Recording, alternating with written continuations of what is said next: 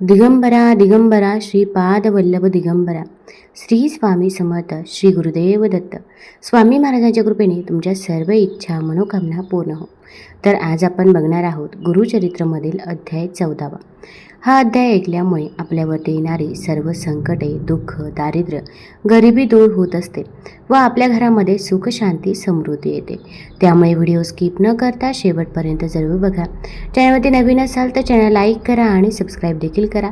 तसेच कमेंटमध्ये श्री स्वामी समर्थ किंवा श्री गुरुदेव दत्त लिहायला विसरू नका, जेणेकरून आपल्याला स्वामी महाराजांचा, दत्तगुरूंचा आशीर्वाद नक्कीच प्राप्त होईल. त्याचसोबत शेजारील नोटिफिकेशन बेल देखील प्रेस करा, जेणेकरून मी जेव्हा पण व्हिडिओ बनवेल तर तो व्हिडिओ तुम्हाला सर्वात अगोदर दिसेल. तर आज आपण संपूर्ण अध्याय त्यासोबत त्याचा मराठीमध्ये कथासार देखील बघणार आहोत. श्री स्वामी समर्थ. श्री गुरुचरित्र अध्याय 14वा. श्री गणेशाय नमः. नामधारक शिष्य देखा विनवी सिद्धासी कौतुका. प्रश्न करी अतिविषेका एकचित्ते परियेसा. जय जयाजी योगेश्वरा सिद्धमूर्ती ज्ञानसागरा. पुढील चरित्र विस्तारा ज्ञान होय आम्हासी. उदरव्यथेच्या ब्राह्मणासी प्रसन्न झाले कृपेसी. पुढे कथा वर्तलिकेसी विस्तारावे आम्हा प्रती. एकोणी शिष्याचे वचन संतोष करी सिद्ध आपण. गुरुचरित्र कामधेनु जाण सांगता जाहला विस्तारे. एक शिष्या शिखामणी भिक्षा केली ज्याची भुवनी.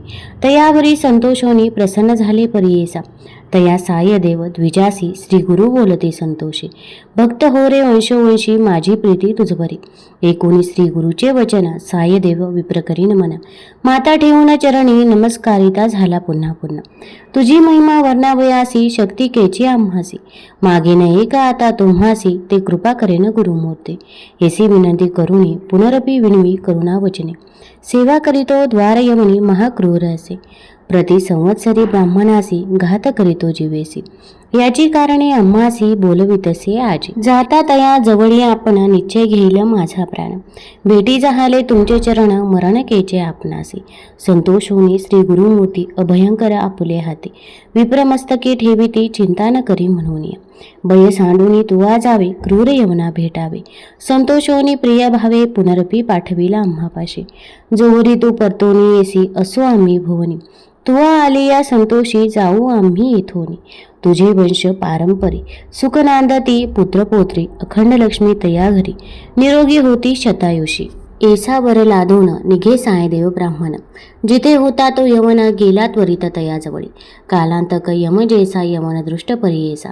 ब्राह्मणाते पाहता केसा ज्वाला रूप होता झाला. विमुख होऊन गृहात गेला यवन कोपत.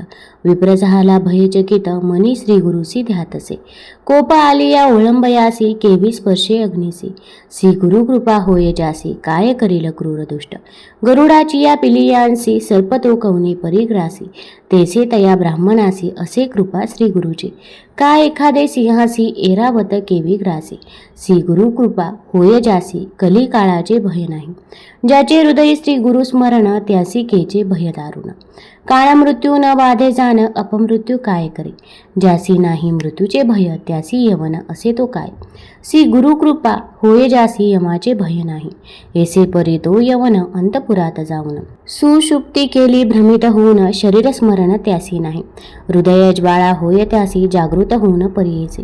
प्राणांतक व्यथेसी कष्ट तसे तयेवेळी. स्मरण जाहले तयेवेळी धावत गेला ब्राह्मणाजवळी. लोळतसे चरणकमळी म्हणे स्वामी तुझी माझा. येथे पाचारिले कवनी जावे त्वरित परतोनी. वस्त्रे भूषणे देऊन निरूप दे तो वेळी. संतोषोनी द्विजभर आला ग्राम वेग वकर्ण. गंगा तीरी असे वासर श्री गुरुचे चरणदर्शन. देखून या श्री गुरुसी नमन करीतो भावेसी. स्तोत्र करी बहु असे सांगे वृत्तांत आद्यंत. संतोषोनी श्री गुरुमूर्ती तया द्विज आश्वासिती. दक्षिण देशा जाऊ म्हणती पवित्र स्थान तीर्थयात्रे. एकोणी श्री गुरुचे वचन विनवितीचे कर जोडून. न विसंबे आता तुमचे चरण आपण येईन समागमे. तुमचे चरणा विन देखा राहू न शके क्षण एका. संसार सागर तारका तुझी देखा कृपा सिंधू. भक्त वत्सल तुझी ख्याती आम्हा सोडणे काय नेते. सवे येऊन निश्चित म्हणून चरणी लागला. येणे परी श्री गुरुसी विनवी विप्र भावेसी.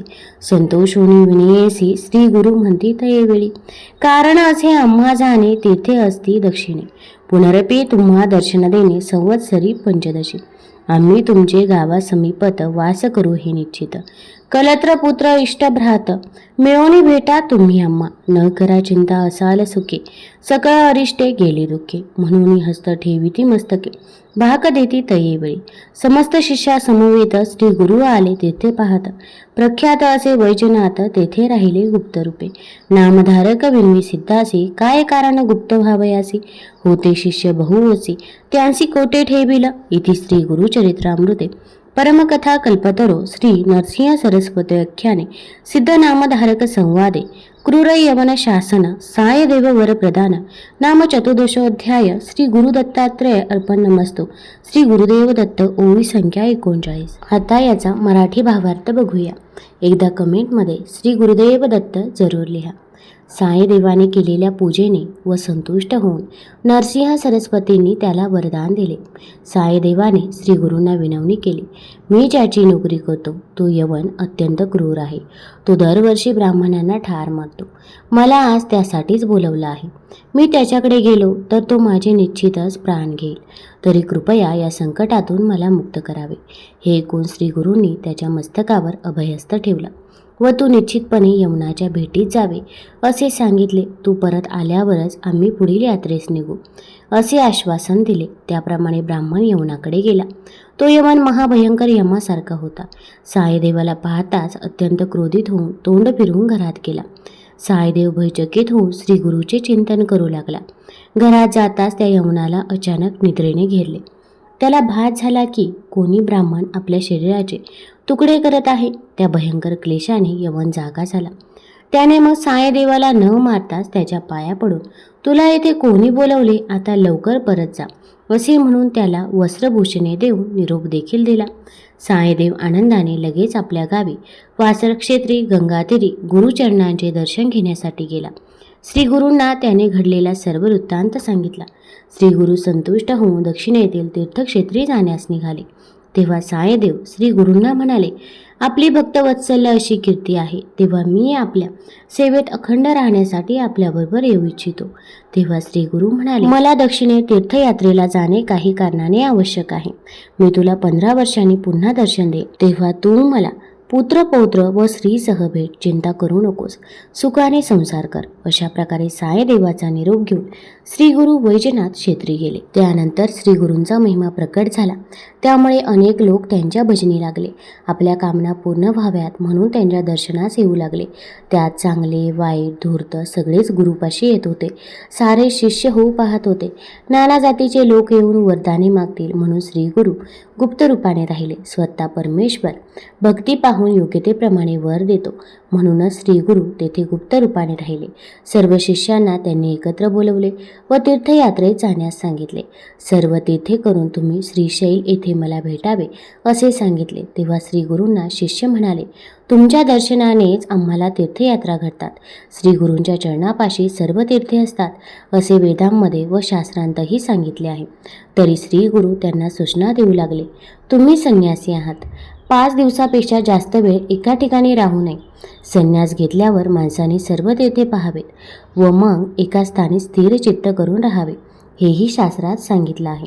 असे सांगून त्यांनी भारतातील सर्व तीर्थक्षेत्रांचे व नद्यांचे महत्त्व सविस्तर समजावून सांगितले. आमचे विशेष सांगणे असे आहे की तुम्ही धर्माचे आचरण जास्तीत जास्त करावे, मग आम्हा जवळ यावे. बहुधान्य नाम संवत्सर आले की आम्ही श्रीशैल क्षेत्री येऊ. तिथे तुम्ही सर्व शिष्यांनी आम्हाला भेटावे असा सर्व शिष्यांना श्री गुरूंनी उपदेश केला. तेव्हा सर्व शिष्य त्यांच्या पाया पडू लागले आणि म्हणाले, तुमचे वाक्य आम्हाला परिसासारखे आहे. जो गुरु आज्ञा पाळत नाही तो यमपुरीत अखंड नरक यातना भोगतो. तेव्हा आम्ही श्रद्धापूर्वक सर्व तीर्थे करून येतो. शिष्यांचे बोलणे ऐकून श्री गुरूंनी त्या सर्वांना समान रीतीने उद्देशून प्रथम काशी क्षेत्री जाऊन गंगेची सेवा करावी व तिथून यात्रेस सुरुवात करावी असे सांगितले. नंतर श्री नरसिंह सरस्वती वैजनाथ येथे गुप्तपणे राहू लागले. तुम्हाला जर हा अध्याय आवडला असेल तर चॅनल लाईक करा, सबस्क्राईब करा आणि आपल्या मित्रपरिवारासोबत जरूर शेअर करा. धन्यवाद.